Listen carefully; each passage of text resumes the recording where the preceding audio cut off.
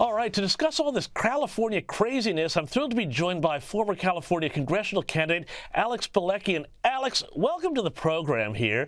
And before we start talking about sort of the meaty issues around redistricting and the economy and the like, explain to us what Gavin Newsom's California is like and what that might portend for a broader America were he to get close to the White House.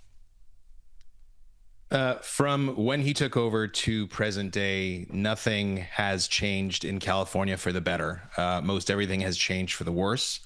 And if California is a tale for the rest of the country, then it should be a cautionary tale that Gavin Newsom could be given the best product on a silver platter with a big fat pink bow, and he'll run the country straight into the ground. So we should be a cautionary tale for everybody. Absolutely. Now, there's a big fight on over redistricting, and of course, California is taking up this redistricting fight in the wake of Texas's own redistricting fight. Now, the California Supreme Court has rejected a petition filed by state Republican legislatures seeking to halt the redistricting plan. Alex, tell us about this. Well, so not to steal your thunder, but maybe about an hour ago, both houses of the California legislature passed the plan. So it's going to the governor's desk for signature, and then it will be placed on a ballot. So both houses of legislature have gone ahead and passed it. And they used every dirty trick in the book because there is a statute that says when a law is first proposed, it must be debated for at least 30 days before it is passed. That did not happen. So what they did was they took an old bill that was sitting there in committee, gutted it, rewrote it to be this bill, and said, oh, by the way, this bill was introduced more than 30 days ago. So there were a lot of loopholes that were gone through, a lot of technicalities that were pulled up, and now it's fait accompli with the legislature, and now it's in the hands of the voters, and I'm hoping that the voters resoundingly defeat it this coming November. Well, breaking news there. Thank you for updating us on that, Alex. So if it does go through, though, if the referendum does pass, what does that mean? It means, what I understand, possibly 5 more Democrat seats in the Congress. It does. So, I mean, if your audience there in Australia may not know, but of the 435 seats in the lower house, in the House of Representatives, those are reassigned every 10 years based on the census results that are done every 10 years per our Constitution. However, the exact drawing of those districts is left up to the states.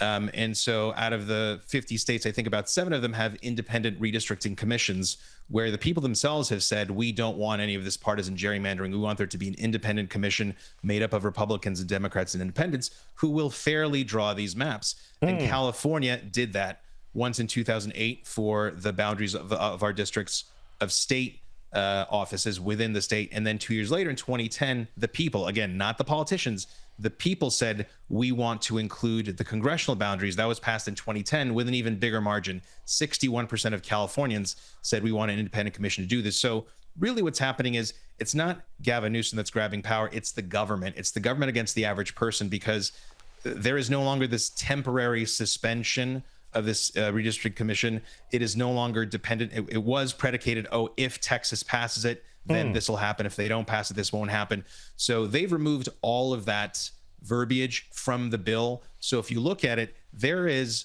no end saying, in 5 years and 10 years, we'll give this back to the people. No, this is a one-sided power grab. And I'm hoping that the voters of California see through it and don't give this power back into the greedy hands of the politicians. Alex, that's brilliantly explained. I haven't heard it put so concisely before, but I just want to stick on this idea of Californian decline. Now, there's a big company in America called Bed Bath & Beyond. They sell towels, housewares, all sorts of things. Great stores. It's a homewares chain. But their executive chairman put out a statement this week saying that they will not open retail stores in California. They said, this isn't about politics. It's about reality. California, they said, is one of the most overregulated, expensive risk environments for business in America. Now, Gavin Newsom, instead of trying to win the business back, said, well, the company already went bankrupt and closed every store across the country 2 years ago. Okay, I mean, how is that a helpful response here to people who might just, want to open, God forbid, a business in California?